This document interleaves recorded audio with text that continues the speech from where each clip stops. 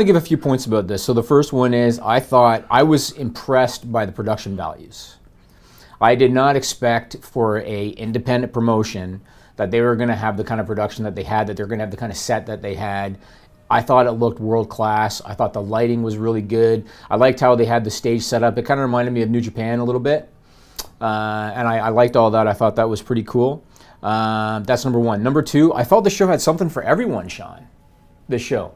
They had the Battle Royal. They had appearances by legends like Billy Gunn and Rey Mysterio and the run-in by Jericho. They had sports entertainment segments like the Penis Druids and the Joey Ryan stuff. They had the dream matches. The women's match was elite level. Omega Pentagon was a dream match, and that was pretty elite level, I thought.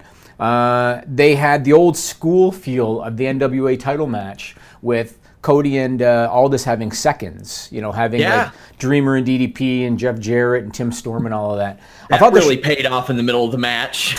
Yeah, like to kill some time. I thought that the show had a little bit of everything. Not everything was for me. I didn't care for the Joey Ryan stuff. I think that stuff's kind of stupid, like the Penis Druids, Nigel, that he's talking about. Oh, okay. But at the same time, I don't think that they expected that every segment was going to be for everyone. I think that they offered up a little bit of everything, and then some stuff maybe you're going to love, some stuff you're not going to like so much. I like just about everything. Like I said, I don't care for the Joey Ryan stuff, but otherwise, I thought it was all right. I thought it was a variety show to a degree. I was surprised that so many people were surprised that there was so much sports entertainment on this show, which, does show you a lot of people assume things. You know the type of fans that I'm talking about where they're like, indies, they're fucking indies. This show was sold by being the elite. That's what it was. Yes, absolutely, 100%. Success of being the elite. And literally one of the top feuds on that show has been to a guy who murdered another guy with because a phone. He thought his dick was bigger. Right. Like that was one of the stories. Right. Yeah. So, I was completely fine with it. I did like that there was a little bit of everything. Marty Scurll's match went a bit over, and he denied that on Sean Mooney's podcast. I was going to bring that up. Multiple people that match went over. Yep.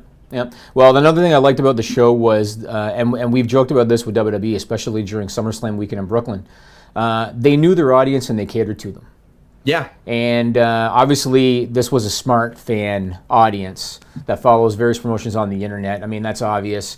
They understood. They didn't feel the need to explain everything word for word because they knew they already knew. So, for example, when Hangman Page, when they emptied the bag and those boots were there, they didn't feel the need to go on for 20 minutes about what the hell that meant because they knew that the viewers knew because that was the kind of fan that they were catering to. I read some critique from some people because there's going to be trolls, Sean. And I read some critique where people were like, oh, it's easier for them than WWE because WWE has to consider the casual fan base. That's the dumbest shit I've ever heard. Well, here's my answer to that. My answer to that is if you look at the demographic breakdown, all right, most Raw viewers today are mid-40 males. And that's a fact. And the reason that they're mid-40 males is because they were fans during the Attitude Era and they stuck around. And that's most of them are maybe 80s fans kind of thing. Most of their fan base is smart fans. And that's just how it is. Yeah, they're going to have a few 12-year-old kids. All In's going to have a few 12-year-old kids too that watch the show. Maybe those are the only people with Nielsen boxes these days. maybe, but that's kind of how. Like, I think that most of their fan base is kind of a smart fan base. WWE, I'm talking about.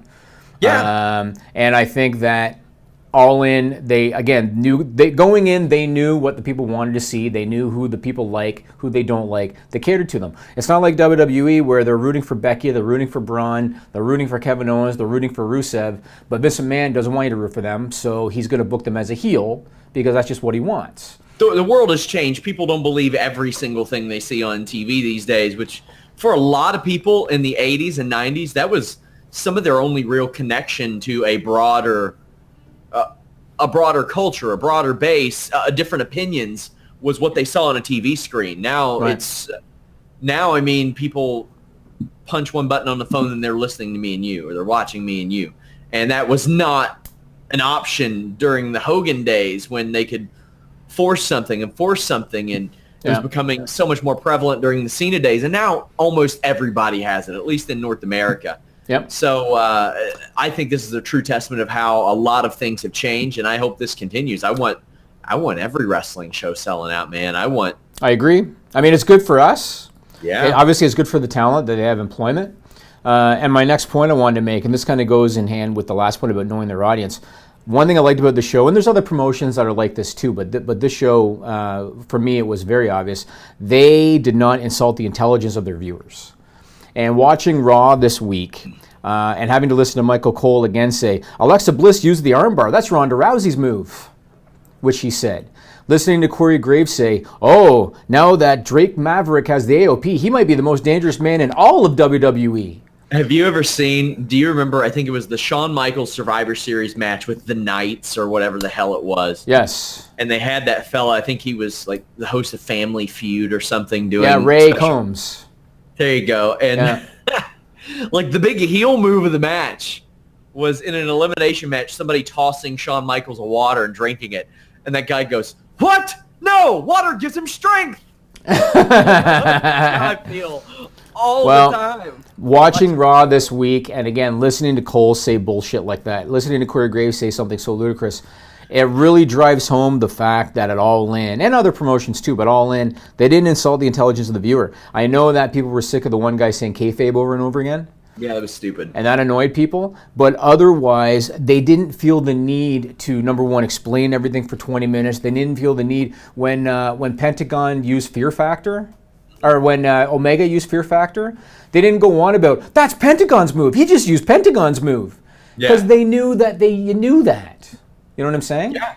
I can't remember the call, but it was more like giving him a taste of his own medicine, or, right. or one of his own, just something subtle, something yes. that doesn't make you like hammer it in your face. I mean, and straight from the jump, I thought this was good. MJF, it was probably the lowest profile guy on that card. We interviewed him here last week. 22 years old, under 10,000 Twitter followers, but the 11,000 people in that venue knew who he was. Right. And treated him like a star that he definitely is and will be. Right. That's a good sign. I liked this show. I really did.